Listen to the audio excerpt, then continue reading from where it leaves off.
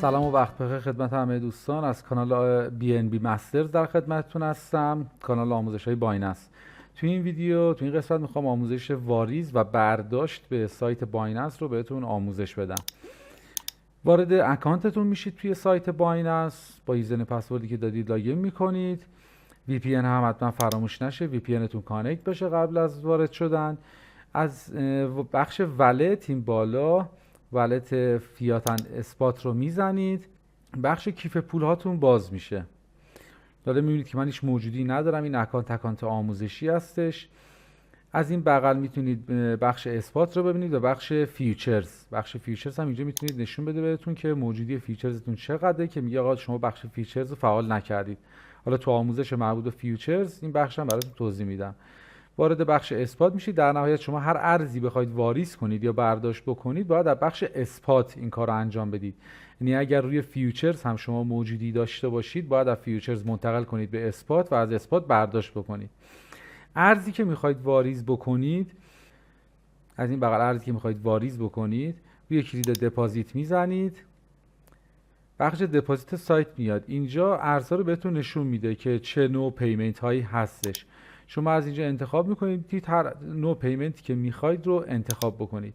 این بخش مربوط به بخش فیاته، اونایی که دوستانی که با کارت بانکی میخوان واریز کنن.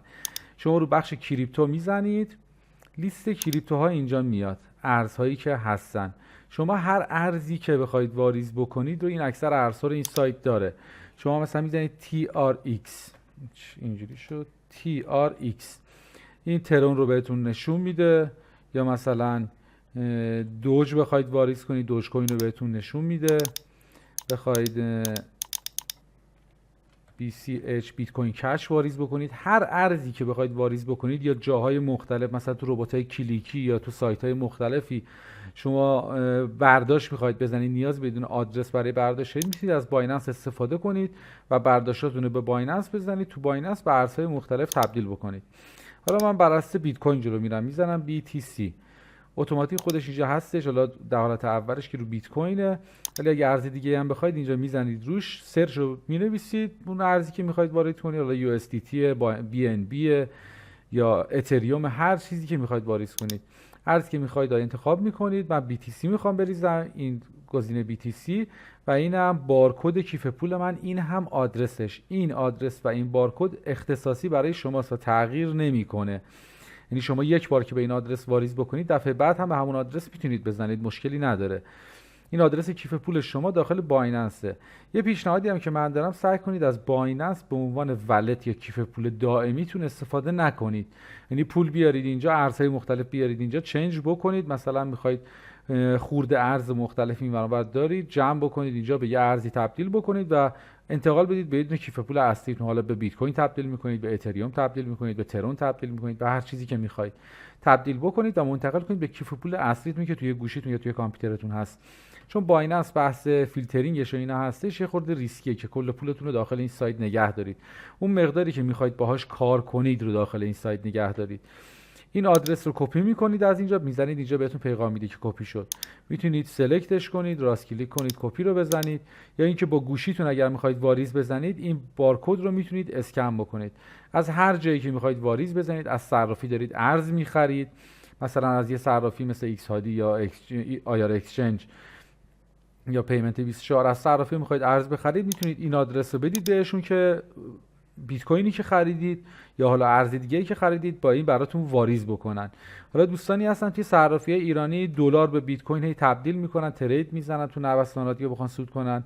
من پیشنهادم اینه توی اون سایت ها ترید نزنید. توی بایننس ترید دلار به بیت کوین هسته. شما USDT یا همون تتر دلاره، شما میتونید دلار USDT بخرید، وارد بایننس بکنید و با بیت کوین حالا ترید بزنید بر اساس سیگنال هایی که خودتون دریافت میکنید یا گرافی که خودتون میبینید. این کار خیلی به صرفه تره تا اینکه بخواید توی صرافی‌های ایرانی ترید بزنید، اونجا کاربونزه خیلی زیادی میگیرن. اینجوری شما میتونید واریز بکنید. حالا از هر صرافی که خرید میکنید یا از هر شخصی که خرید میکنید، آدرس بایننستون رو میدید، از اینجا ارز مورد نظر انتخاب میکنید، این آدرس رو کپی میکنید بهشون میدید و براتون واریز میکنن. حالا برای برداشت این بخش اثبات ما میایم اینجا. حالا ارزهای مختلفی لیست کرده برای شما. حالا چون موجودی ندارم به این صورت به ترتیب حروف الفبا داره به من نشون میده.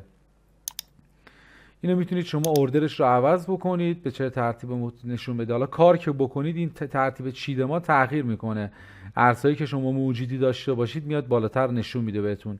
اینجا هم کل بالانس شما رو بهتون نشون میده. اینجا مثلا من میزنم BTC، این ارز بیت کوین رو میاره.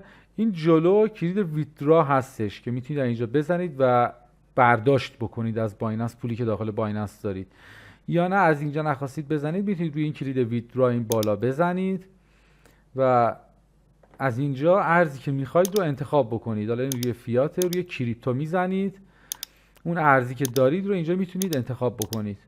من مثلا بیت کوین میخوام برداشت بزنم بیت کوین، اتریوم بخواید اتریوم، هر ارزی که بخواید. اینجا باز مثل همون من مثلا بیت کوین رو انتخاب میکنم، میگه آدرس کیف پول بیت کوینتون، یعنی آدرس اون ولتی که توی گوشیتونه، مثلا آدرس بلاک چینتون یا آدرس بیت کوین تراست ولتتون رو اینجا وارد بکنید. آدرسی که وارد بکنید نوع اون آدرس رو خودش اینجا شناسایی میکنه. آدرس بلاک چین بیت کوین بزنید اینجا میزنه روی BTC، خودش شناسایی میکنه. مقداری که میخواید رو وارد میکنید. کارمزد ترانزکشن فی هم اینجا زده 50,000 ساتوشی از شما هزینه تراکنش میگیره. پیشنهاد من این از بایننس اگر برداشت خواستید بزنید به کیف پولتون دلار برداشت بزنید، یا بیت کوین اگر میخواید برداشت بزنید حجم بالا برداشت بزنید. حداقل برداشت اون ارزی که میخواید شما برداشت بزنید رو هم داخل این فیلد به صورت کمرنگ نوشته. برای بیت کوین 100,000 ساتوشیه حداقل میزان برداشت. این برداشت رو اینجا تنظیم میکنید، مقداری که میخواید بزنید، سابمیت رو میزنید. سابمیت رو که بزنید یه پنجره ظاهر میشه براتون که کد رو به داخل ایمیلتون میفرسته. کد ایمیل رو ازتون میخواد و گوگل وریفیکیشن، اون کد گوگل وریفیکیشن هم وارد میکنید، کد ایمیل هم وارد میکنید، تایید میزنید و برداشتتون انجام میشه. اینجا توی این لیست قرار میگیره و وارد حسابتون میشه. حالا من توی ویدیوهای بعدی جلوتر یه برداشت واقعی میزنم که شما مشاهده بکنید. اینم از واریز و برداشت به سایت بایننس. یه مسئله که هستش توی بایننس، یه لیمیت داره توی 24 ساعت.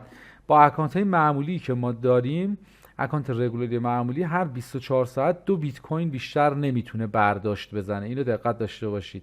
2 بیت کوین سقف برداشت بایننس. حالا شما این 2 بیت کوین رو خورد برداشت بکنید یا یکجا برداشت بکنید، هر 24 ساعت 2 بیت کوین. اگر بیشتر از این بخواید برداشت داشته باشید در روز، باید اکانتتون از حالت معمولی، اینجا میبینید VIP 0 آن وریفای، اکانتتون رو باید وریفای کنید و به مرحله VIP برسید. اینم از این مرحله. تو مرحله‌های بعد بخش دیگه سایت رو هم خدمتتون آموزش میدم. شب و روزتون خوش، سرشار از ارزهای دیجیتال.